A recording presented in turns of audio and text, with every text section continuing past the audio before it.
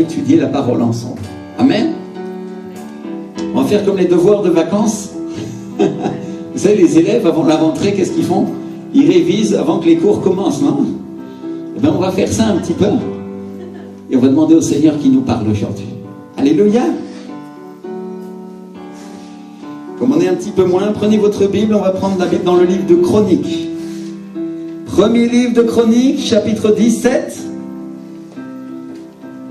et versets 1 à 15. 1 Chroniques, chapitre 17, faites-moi un petit signe quand vous avez trouvé. C'est l'Ancien Testament. 1 Chroniques, chapitre 17, versets 1 à 15. Et la Bible nous dit, lorsque David fut établi dans sa maison, dites avec moi, dans sa maison, il dit à Nathan le prophète, voici, j'habite dans une maison de cèdre, et l'arche de l'alliance de l'Éternel est sous une tente. Nathan répondit à David, fais tout ce que tu as dans le cœur, car Dieu est avec toi. Dites avec moi, car Dieu est avec toi. Alléluia. Je ne vous ai pas entendu. Car Dieu est avec toi. Amen. Alléluia. Merci Seigneur. La nuit suivante, la parole de Dieu fut adressée à Nathan. Va dire à mon serviteur David, ainsi parle l'Éternel, ce ne sera pas toi qui me bâtiras une maison pour que j'en fasse ma demeure, car je n'ai point habité dans une maison depuis le jour où j'ai fait monter Israël jusqu'à ce jour. Mais j'ai été de tente en tente et de demeure en demeure. Dites avec moi, de tente en tente et de demeure en demeure. Partout où j'ai marché avec tout Israël. Et je dis un mot à quelqu'un des juges d'Israël à qui j'avais ordonné de paître mon peuple. Et je dis, pourquoi ne me bâtissez-vous pas une maison de cèdre? Maintenant tu diras à mon serviteur David, ainsi parle l'Éternel des armées, je t'ai pris au pâturage derrière les brebis pour que tu fusses chef de mon peuple d'Israël. J'ai été avec toi partout où tu as marché, j'ai exterminé tous tes ennemis devant toi, et j'ai rendu ton nom semblable au nom des grands qui sont sur la terre. J'ai donné une demeure à mon peuple d'Israël, et je l'ai planté pour qu'il y soit fixé et ne soit plus agité. Dites avec moi, je l'ai planté. Qui a planté Israël? Dieu a planté Israël sur sa terre. Alléluia. Pourquoi? Pour qu'il y soit fixé et qu'il ne soit plus agité. Pour que les méchants ne le détruisent plus comme auparavant et comme à l'époque où j'avais établi des juges sur mon peuple d'Israël. J'ai humilié tous tes ennemis et je t'annonce que l'Éternel te bâtira une maison quand tes jours seront accomplis et que tu iras auprès de tes pères.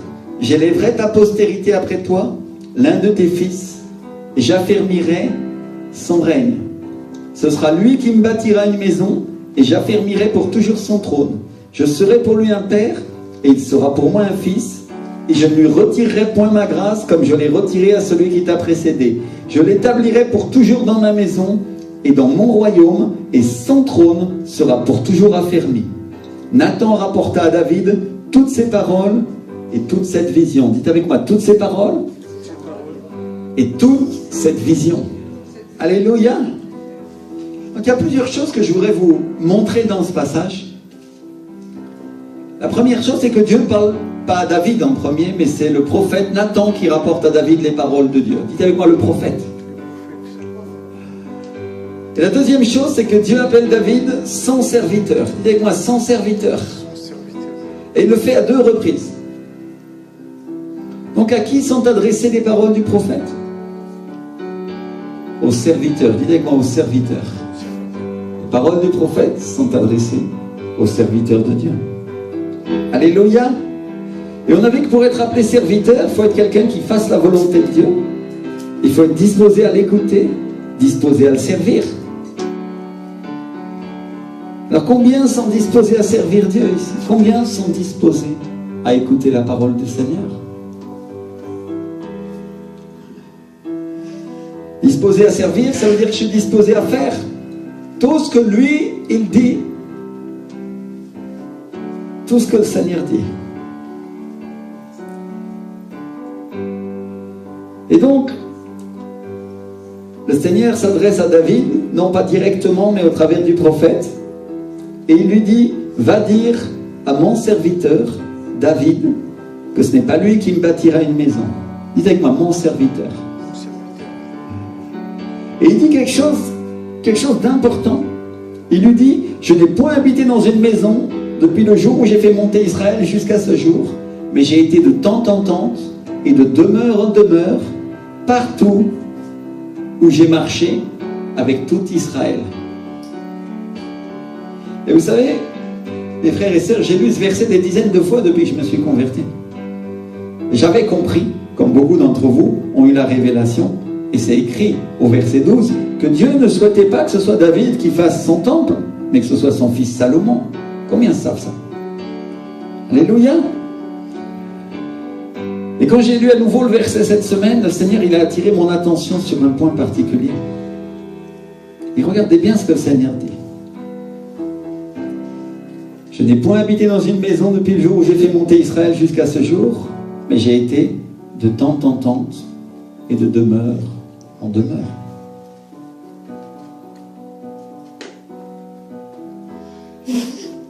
Et où est-ce qu'il a été? De tente en tente, de demeure en demeure. J'ai regardé ce verset et je me suis dit, est-ce que c'est pas ce que le Seigneur fait et qu'il continue à faire? Est-ce qu'il ne marche pas de tente en tente, de demeure en demeure, en passant et en allant d'une génération à l'autre? Quand on parle de tente, la Bible parle d'un endroit d'habitation. On parle de la famille. L'apôtre Paul nous dit, je quitterai cette tente promptement, n'est-ce pas? Non, c'est Pierre, pardon. Paul, lui, au contraire, nous disait qu'il souffrait dans cette tente en désirant revêtir son domicile céleste. Donc la tente dans la parole, c'est toujours une image de l'endroit où on vit.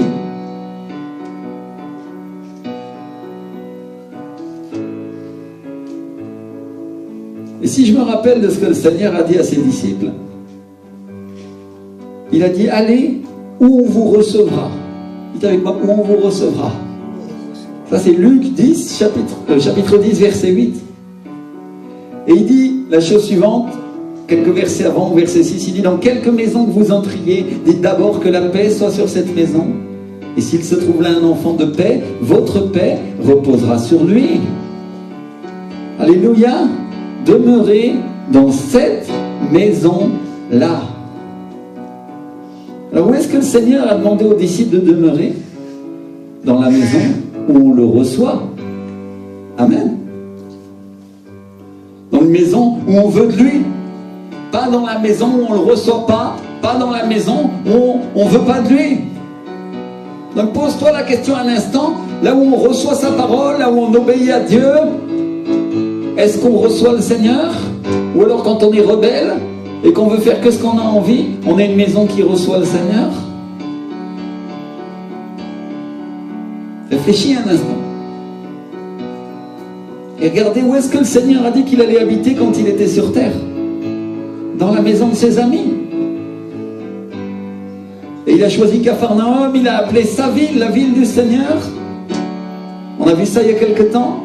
Pourquoi? Parce que les gens voulaient de lui à cet endroit, parce qu'ils s'attendaient à lui, parce qu'ils le croyaient. Dites moi, ils le croyaient.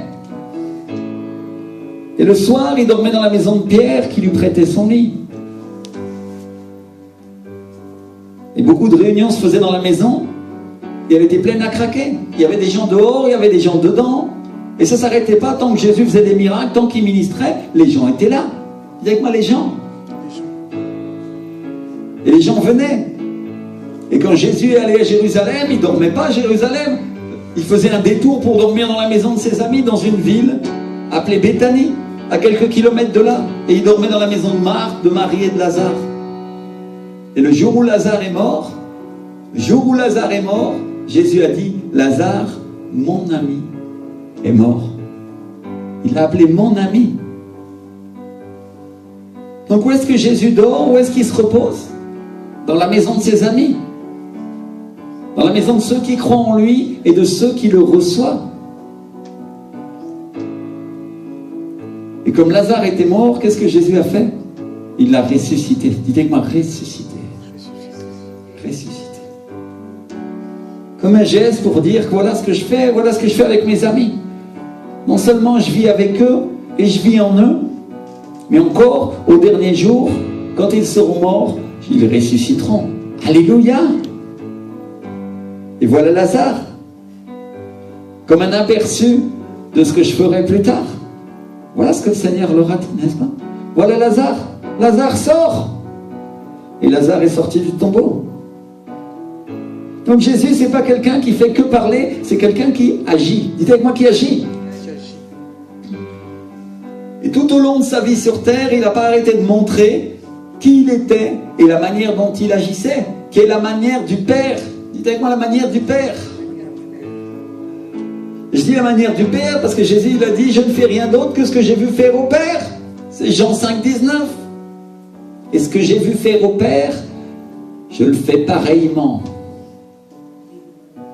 Donc mes frères et sœurs, Jésus fait ce que fait le Père. Et si on a encore un doute sur le fait d'être accepté ou qu'on va être accepté par le Père, comme ça on est rassuré, non? Parce que si Jésus nous accepte, le Père nous accepte aussi. C'est pas ce que dit la parole? Celui qui a le Fils, celui qui confesse, le Fils a aussi le Père. Et celui qui a le Fils a la vie éternelle. Alléluia. Donc si on veut savoir qui était Lazare, Lazare c'était son ami. Et sa famille, c'était des amis de Jésus. Et donc, dans le passage qu'on a lu tout à l'heure, Dieu est en train de dire à David, il est en train de lui dire à travers le prophète Nathan, tu veux me construire une maison? Tu ne sais pas ce que tu veux faire. Tu n'en as aucune idée? Parce que jusqu'à présent, des années plus tard, je vais dans la maison de mes amis, je vais de demeure en demeure, de tente en tente. J'ai rendu visite à Abraham, je suis allé dans sa tente, j'ai déjeuné avec lui, Sarah m'a fait à manger. J'ai été avec Moïse, je l'ai invité sur la montagne. Ma montagne, de ma terre, de mon univers. Et il est resté avec moi dans la nuée pendant 40 jours et 40 nuits. Il a habité avec moi dans ma présence. Et il a vu ma gloire. Il a vu qui j'étais. Et j'ai habité au milieu de mon peuple. Et ils m'ont construit une tente après que je les ai sortis d'Égypte. Et ils ont construit une arche d'alliance pour que ma présence habite à l'intérieur. Ma nuée était là. Est-ce que tu sais qui je suis, David? Est-ce que tu as idée de ce que tu es en train de me dire? Et toi, tu dis que tu veux me construire une maison? T'as pas compris? C'est moi qui vais te construire une maison, il dit le Seigneur. C'est moi qui vais te la construire. Et regardez bien ce que Dieu dit à David. J'ai marché avec toi partout où tu as marché. J'ai tué tous tes ennemis devant toi. J'ai rendu ton nom semblable à celui des grands de la terre. J'ai fait de toi un roi, j'ai fait de toi un prince avec les grands qui existent. C'est moi qui ai donné une demeure, c'est moi qui ai donné un pays à mon peuple Israël. Et c'est même de ce pays que tu es devenu roi et que tu gouvernes. C'est moi qui te l'ai donné. Et toi, tu veux me construire une maison? Est-ce que tu te rends compte, David, de ce que tu dis en ce moment? Est-ce que tu as idée de quoi tu es en train de parler? C'est moi qui vais étendre ta vie par-delà ton peuple. Par au-delà de ton peuple. Parce que David, tu n'as pas idée de ce que je vais faire. De ce que j'ai prévu de faire avec toi.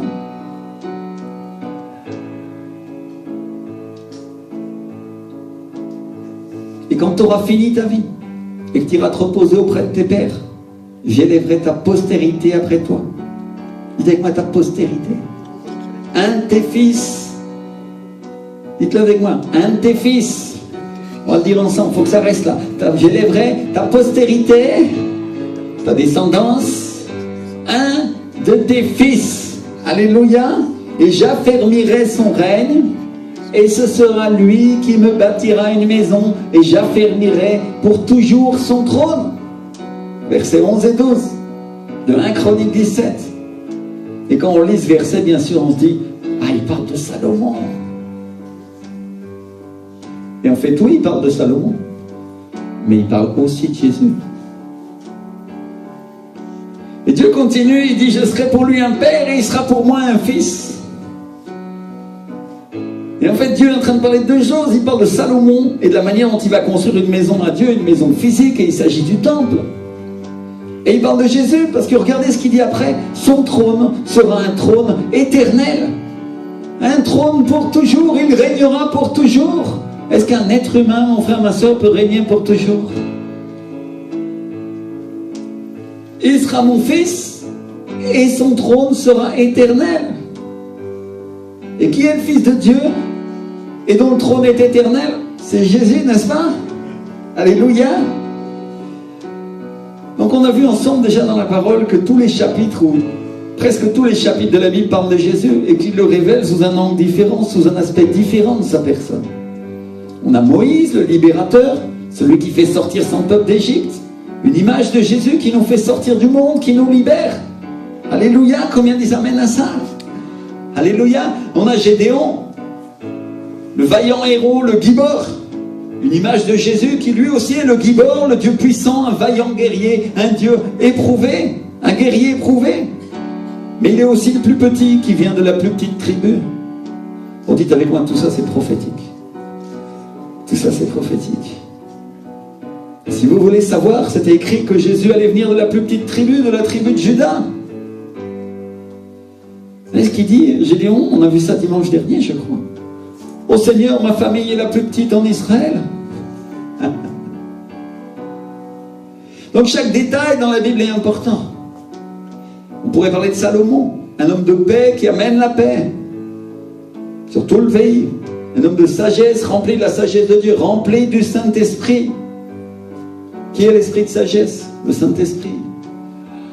Il est l'esprit de Jésus.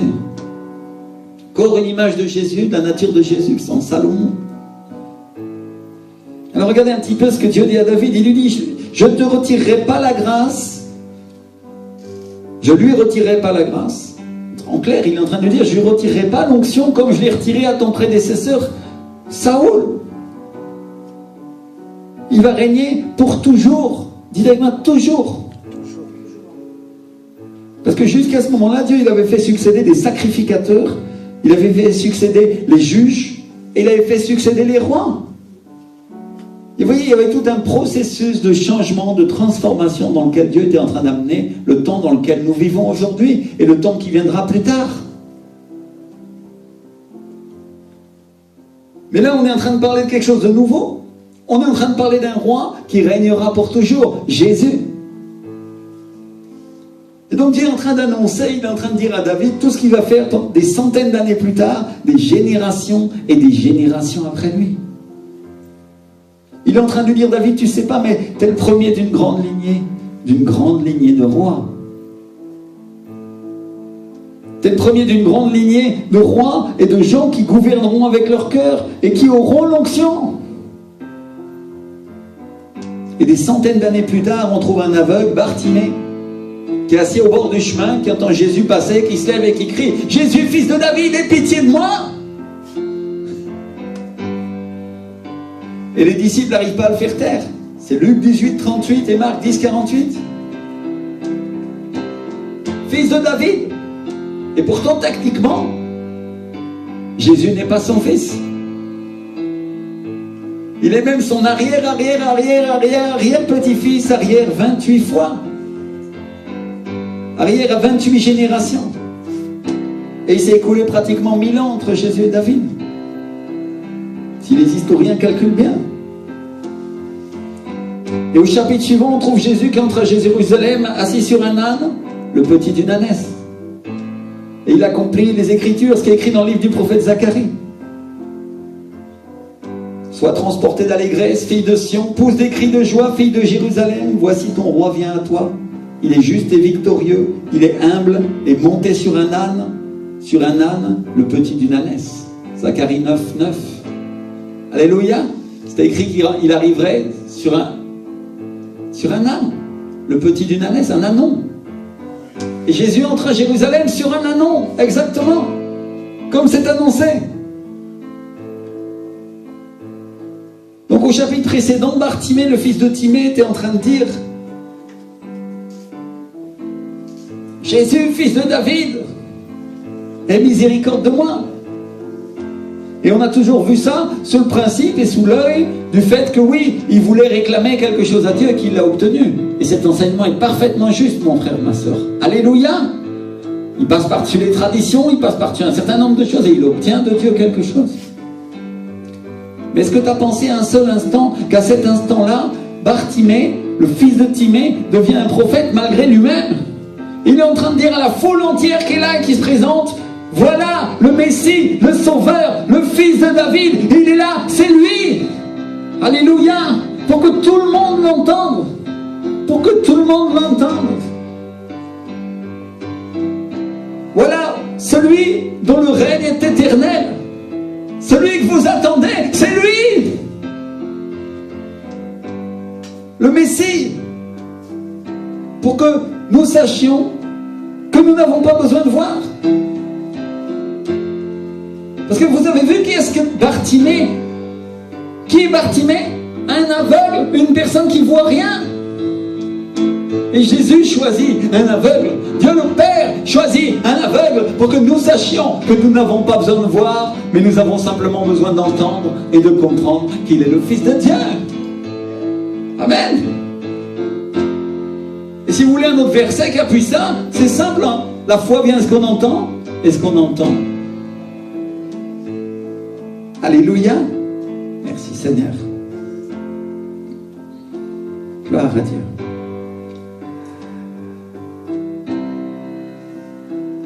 Alors, on doit faire tout notre possible pour s'approcher des gens qui parlent et qui confessent la parole de Dieu, non? Parce qu'à force de l'entendre, mes frères et sœurs, à force de l'entendre, on va finir par le croire et nous parviendrons au salut. Alléluia. Alors peut-être tu es déjà sauvé, tu as accepté Jésus comme ton Seigneur et ton Sauveur. Mais il y a une chose que tu oublies peut-être, c'est que le salut, c'est la sortie de tous tes problèmes et de toutes tes épreuves, de toutes tes difficultés. Et pour sortir, nous avons besoin, nous aussi, d'entendre et pas forcément de voir.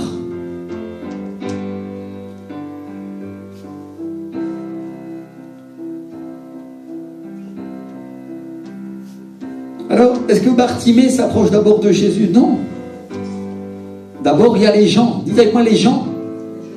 On a dit qu'on allait enseigner. Aujourd'hui, Dieu veut nous enseigner qu'est-ce que c'est que le processus du salut. Quelle est la manière d'être sauvé? Et les gens lui disent que c'est Jésus qui passe par là. Peut-être ils ont aucune idée de ce qu'ils sont en train de lui dire. Là-bas, il y a ce groupe de chrétiens qui passe avec ce fameux prophète qui appelait Jésus-Christ de Nazareth. Et quand Bartimée entend Jésus, il connaît les Écritures. Il a entendu parler les gens des miracles. Et il sait qu'il y a un Messie. Un aveugle, mon frère, ma soeur. Il a entendu parler des miracles, il est au courant. Et il est convaincu dans son cœur que Jésus est le Fils de Dieu. Alors il commence à crier: Jésus, Fils de David, aie miséricorde de moi. Et il rencontre les disciples qui ne savent pas comment le faire taire. Chut, tais-toi, tu déranges le maître. Tu fais trop de bruit. D'abord il y a les gens. Il y a quoi les gens? Et il parle de quoi les gens? Il parle de bonnes choses et il parle de mauvaises choses. Peut-être qu'il y avait des rumeurs sur Jésus. Des bonnes rumeurs, des mauvaises rumeurs, et on ne savait pas trop quoi penser. Certains pensaient qu'il était un vrai prophète, d'autres qu'il était un faux prophète, d'autres disaient qu'il abusait les gens, d'autres disaient... tout le monde disait tout et n'importe quoi, comme aujourd'hui, mon frère, ma soeur, de la même manière. Et les gens restaient là sans savoir quoi faire. Mais Bartimée, lui, il n'avait rien à perdre. Alors il s'est avancé en criant, et malgré lui-même, il est devenu un prophète. Quelqu'un qui parlait de Jésus, quelqu'un qui annonçait sa venue. Oh, il n'a pas eu le ministère de prophète. Mais il a commencé à crier: Jésus, Fils de David. Alléluia. Et en s'approchant, et parce qu'il faisait du bruit, il attire l'attention du maître. Et donc, vous voyez, ça c'est comme ça qu'on obtient un miracle. Parce que nous nous approchons en faisant du bruit, en criant pour que le royaume des cieux soit agité. Et peut-être tu ne vois pas, et tu es là dans ton lieu secret, et tu es là en train de dire: pourquoi je vais faire du bruit, pourquoi je vais crier à Dieu comme le Seigneur me l'enseigne, ou comme le pasteur m'a dit qu'il fallait le faire. Est-ce que je n'aurais pas les ridicules? Est-ce que mes voisins, ma femme, mon mari ne se moquera pas de moi? Mon frère, ma soeur, c'est pas parce que tu ne vois pas que ces choses-là n'existent pas. C'est pas parce que tu ne vois pas que ta voix ne sera pas entendue. Bartimée, il ne s'est pas occupé de savoir s'il voyait que Jésus était là. Il a juste entendu qu'il était là, il s'est levé et il s'est mis à agir. Et ça, c'est la foi, mon frère, ma soeur. Alléluia. Et nous sommes le centre de vie de quoi? De la foi. Nous devons croire. Merci Seigneur. Et Jésus lui dit, qu'est-ce que tu veux que je fasse pour toi? Et il lui dit, Seigneur, guéris-moi pour que je recouvre la vue. Et Jésus le guérit. Et il lui dit encore une chose, dont tout le monde se souviendra pour des années et des années, pour des siècles. Va-t'en, parce que ta foi t'a sauvé. Va. Ta foi t'a sauvé. Le fait que tu aies cru en moi, ça a été suffisant, Bartimée.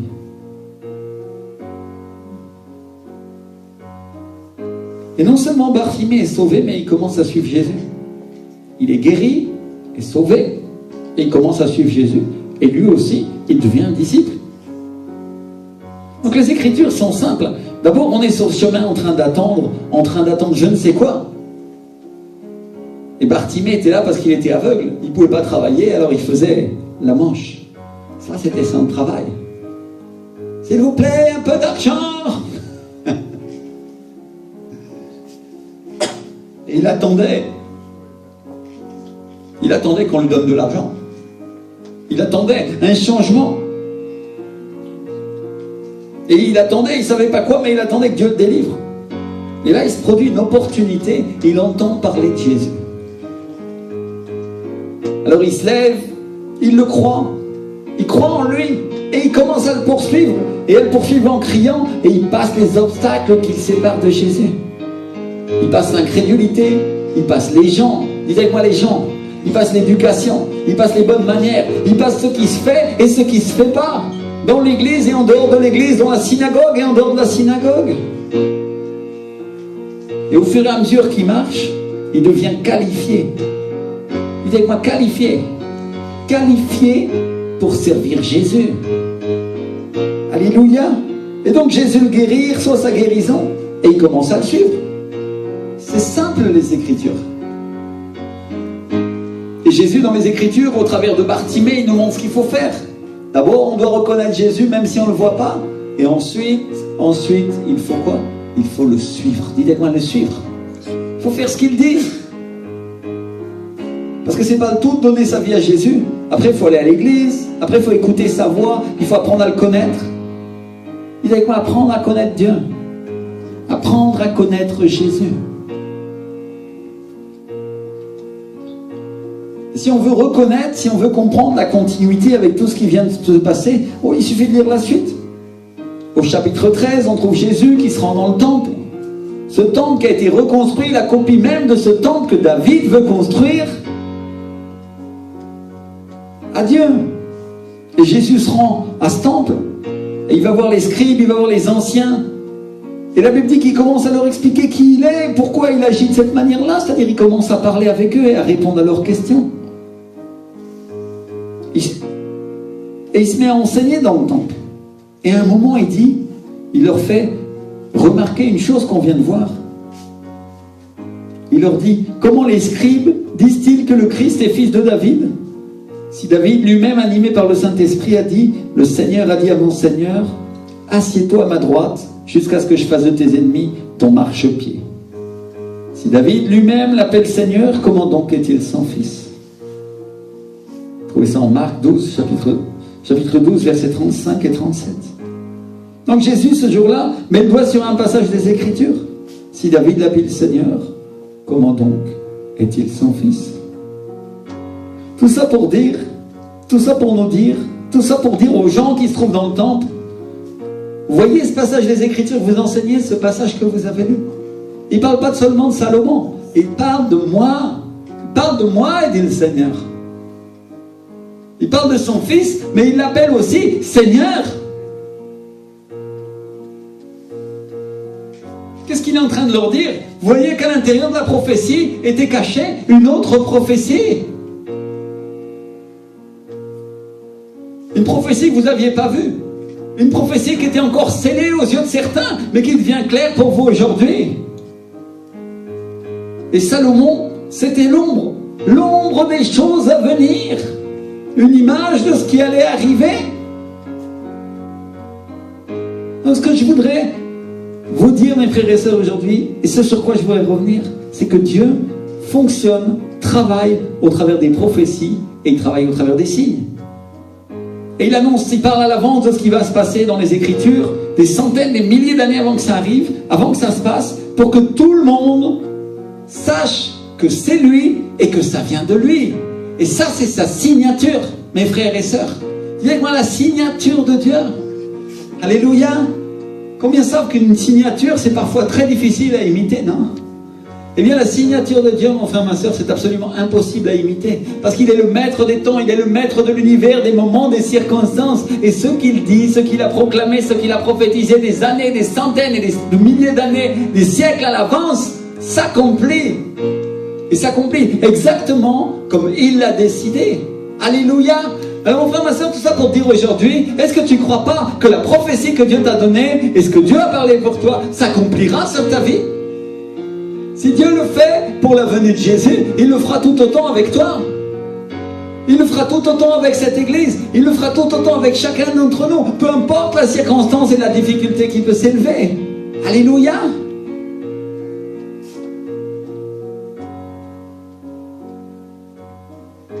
Si on lit le livre du prophète Ésaïe, Dieu nous dit, « Ainsi parle l'Éternel, roi d'Israël et son Rédempteur, l'Éternel des armées.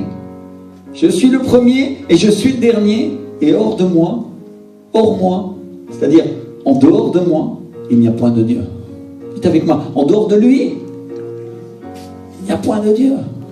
Dites-le encore, en dehors de lui, il n'y a point de Dieu.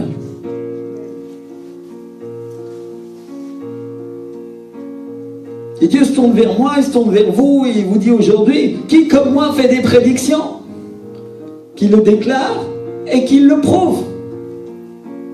Depuis que j'ai fondé le peuple ancien, qu'ils annoncent l'avenir et ce qui doit arriver, c'est Ésaïe 44, versets 6 à 8. N'ayez pas peur et ne tremblez pas, ne te lèche pas dès longtemps. Annoncez et déclarez, vous êtes mes témoins, y a-t-il un autre Dieu que moi? Il n'y a pas d'autre rocher, je n'en connais point. Il est avec moi, il n'y a aucun autre rocher que Jésus-Christ de Nazareth. Il est le seul Seigneur, il est le seul Sauveur, seulement lui je peux m'appuyer. Alléluia. Et donc Dieu est en train de nous dire, il dit à son peuple, à tous les incrédules, vous qui croyez tout savoir, qui est-ce qui est Dieu? Qui est-ce qui est Dieu à ma place? Qui peut annoncer à l'avance ce qui va se passer? Qui comme moi fait des prédictions des années à l'avance? Des années à l'avance, qui viennent et qui me le prouvent. Alors dites-le avec moi, Dieu annonce des années à l'avance, des centaines d'années à l'avance, des siècles à l'avance, ce qui va se passer, et ça s'accomplit. Alléluia. Merci Seigneur. Et donc dans le passage des Écritures qu'on était en train de lire au début, Dieu est en train de nous dire, il est en train d'annoncer à David, et il est en train de nous annoncer à nous, et à toi et à moi, t'as pas idée, David, de ce que moi je vais faire. T'as pas idée du plan que j'ai avec toi. Parce que je vais t'utiliser pour accomplir cette promesse que j'ai faite à Abraham, ton arrière, grand-père, arrière à la 14e génération. Mon frère, ma soeur. Je peux dire 28 fois, je peux dire 14 fois, parce que dans le livre de Matthieu, la Bible nous dit clairement, il y a 14 générations d'Abraham à David, et 14 de David à la déportation à Babylone, et ensuite 14 jusqu'au Christ. 2 fois 14, ça fait 28. De David à Jésus-Christ. Alléluia. Et donc Dieu est en train de dire, je vais accomplir ce que j'ai promis à ton arrière-grand-père Abraham. J'élèverai ta postérité. Dites avec moi, j'élèverai ta postérité. J'élèverai ta descendance après toi. Et tes enfants et les enfants de tes enfants seront rois, David. Tu ne le sais pas encore, mais ils seront tous rois. Dites avec moi, ils seront tous rois. Alléluia. Et alors bien sûr, j'en vois déjà certains d'entre vous qui sont en train de dire, oui, le Seigneur a dit que oui, beaucoup des enfants de David seront rois. Ah Ah oui, mais est-ce qu'il parlait seulement des enfants naturels? Bien sûr, c'est accompli dans le naturel comme une ombre des choses à venir. Mais je veux te dire une chose, que ça s'est accompli dans le spirituel, qu'aujourd'hui, nous sommes tous rois et sacerdotes devant le Seigneur si nous appartenons à Jésus-Christ. Alléluia, s'accomplit la parole de Dieu des années à l'avance. Et aujourd'hui, il voudrait venir contre ce mensonge du diable qui dit que toi, tu ne règnes pas et tu n'as pas l'autorité contre le diable parce que tu es roi et tu es reine selon la parole de Dieu. Si Seigneur. Et donc, qu'est-ce que Dieu dit à David? J'élèverai. Dis avec moi, j'élèverai. J'élèverai ta descendance.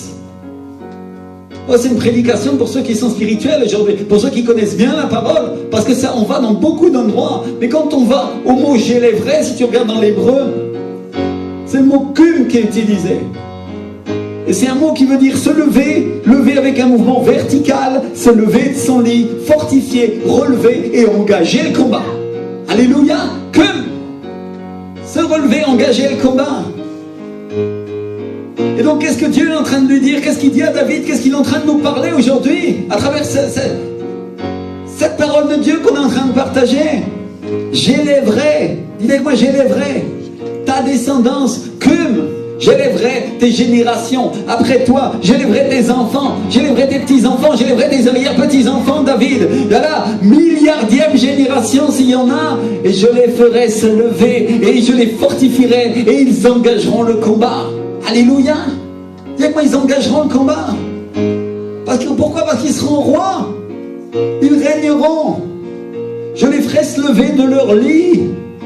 Il est en train de parler de la guérison, de la restauration dans l'église, lever de la paresse spirituelle. Je les ferai se lever du lit de douleur dans lequel ils se trouvent. Alléluia. Oh Seigneur,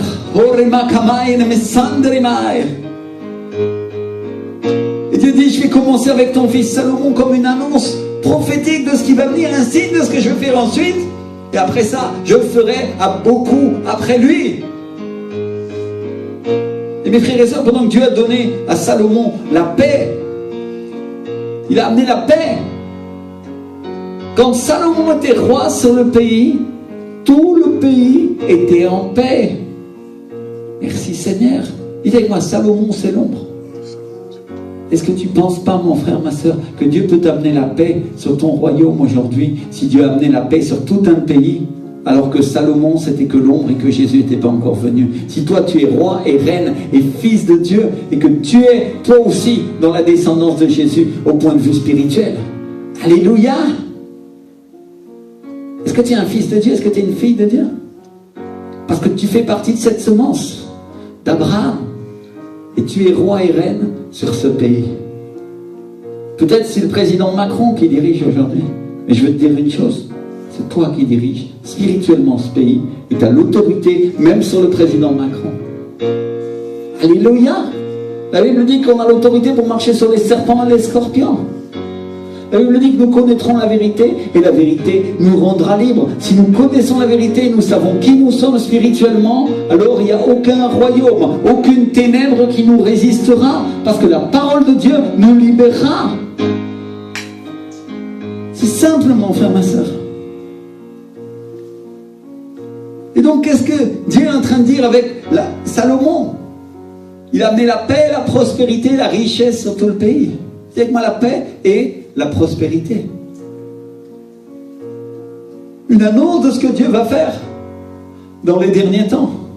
Dieu va amener un réveil au travers duquel son peuple sera dans la paix et sera prospère, sera riche spirituellement et sera riche matériellement. Alléluia! Combien croient en ce temps-là? Le Seigneur nous a dit et il va l'accomplir. Mon frère, ma soeur, si tu veux que je ramène ça à l'histoire de l'Église, je veux te dire que beaucoup de choses avaient été oubliées par le peuple de Dieu, et on peut reprendre un enseignement ancien dans lequel on disait que même du temps de Luther, plus personne ne savait même qui était Dieu. Les catholiques étaient tombés en désuétude et ils ne comprenaient plus rien. Mais l'Église a redécouvert des vérités cachées. Elle a redécouvert la libération, elle a redécouvert la guérison, et plus récemment, elle a redécouvert la prospérité biblique. Être béni par Dieu. Dites avec moi, Salomon, c'était l'ombre. Vous comprenez ce que Jésus va faire. C'est une annonce de ce que l'Église va faire. Et donc Dieu est en train de dire à David, tu ne le sais pas encore David, mais toi aussi, tu vas entrer dans la descendance de Jésus. Et donc le Seigneur, il place un message caché dans les Écritures pour qu'on le découvre. Pour que toi et moi, on le découvre au moment où ça va mal, au moment où c'est difficile, et qu'on sache la vérité. Alléluia! Un moment où il est en train de dire, David, après toi commence le règne éternel. Alléluia! Il commence avec toi, et il commence après toi, et tes descendants vont le suivre, et ils vont ouvrir la voie, ils vont préparer les cœurs, et ensuite mon Christ viendra, mon Messie viendra, Jésus-Christ de Nazareth. Alléluia! Et il régnera. Et mon frère, ma soeur, tu veux savoir à quel point on peut aller dans la prophétie un peu plus loin? Je vais juste ouvrir une parenthèse. Parce que tu vas dire, Jésus est venu il y a 2000 ans, et il règne dans le cœur de beaucoup de gens sur la terre, n'est-ce pas? Mais la terre ne l'a pas encore vu. La Bible dit qu'il va venir régner 1000 ans, et ça c'est le millénium, il régnera 1000 ans sur la terre. C'est-à-dire, cette prophétie s'accomplira. C'est-à-dire, même encore maintenant, nous sommes dans une partie de l'accomplissement des Écritures avant que ça s'accomplisse de manière totale. La bénédiction de Dieu. Et donc Dieu est en train de dire, et à toi aussi David, je vais te bâtir une maison. Tu voulais bâtir ma maison, mais moi je vais t'en bâtir une. Pas une maison comme tu penses. Je vais te bâtir une maison constituée d'êtres humains. Une famille composée de gens qui croient. Et dans 28 générations, Jésus va venir. Et il va agrandir encore ta famille. Au-delà de ton peuple. Dis avec moi, au-delà de ton peuple. Parce que David était juif. Mais Dieu est en train de dire, il y aura des noirs, il y aura des rouges, il y aura des jaunes, il y aura des blancs, il y aura des arabes.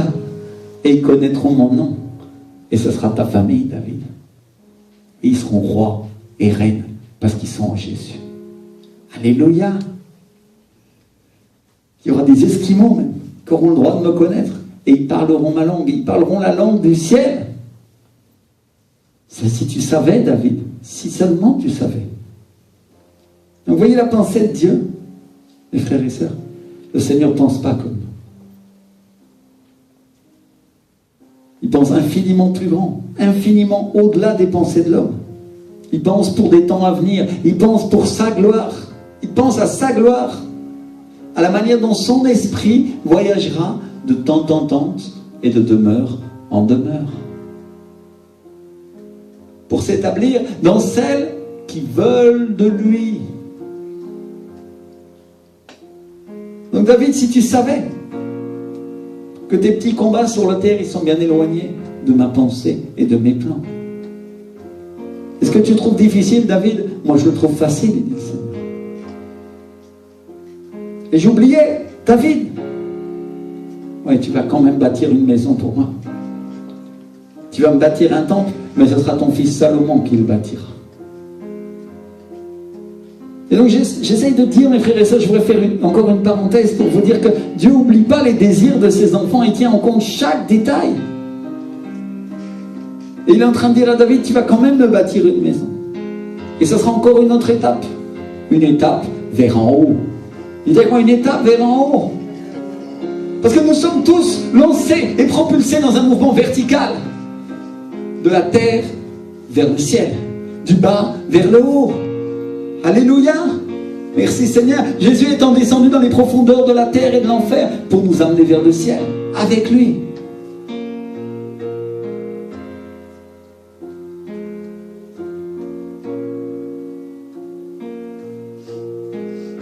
Et donc Dieu est en train de dire à David, comme tout ce que j'ai fait, tout ce que je vous ai fait construire sur cette terre, ce sera une image des choses à venir, une image des choses d'en haut. Et quand les gens ils vont voir les caractéristiques de cette maison, ils vont apprendre des choses. Ils apprendront des choses sur moi. Mais David, ce qui est important, ce n'est pas cette maison que tu me bâtiras. Parce que cette maison que tu me bâtiras, elle sera détruite, les hommes la détruiront. Ce qui est vraiment important, David, ce que tu ne sais pas. Bien sûr, le temple, c'est important. Bien sûr, ce que ton fils Salomon va faire est extraordinaire et les gens viendront se prosterner et il sera reconstruit 3 fois parce que la dernière fois, ça sera du temps des Juifs. Mais même là encore, ça sera une image de ce qui est en haut.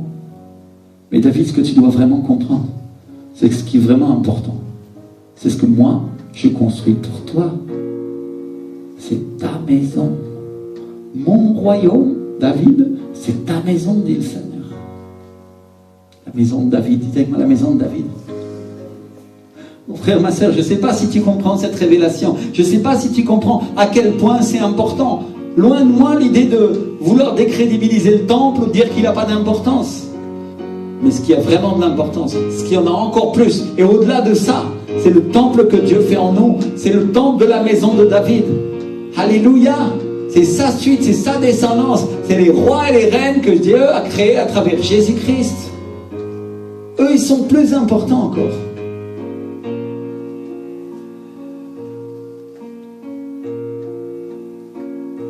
Et cette maison-là, David, personne ne la détruira. Et ton règne et mon règne n'auront pas de fin. Il sera pour toujours. Alléluia. Et la Bible dit que le prophète Nathan va pour rapporter à David toutes ses paroles et toute cette vision. Dites avec moi, toutes ces paroles et toute cette vision. Donc quand Dieu nous fait une promesse, ça ne va pas sans vision. Dites avec moi, la promesse va avec la vision. Alléluia. Sans vision, tu es incapable de construire ce que Dieu a prévu pour toi. Et donc Dieu a un plan. Et quand il donne une parole, il donne une vision qui nous rend capables de l'accomplir. On va se lever, on va fermer les yeux un instant et dire Seigneur, merci pour la vision.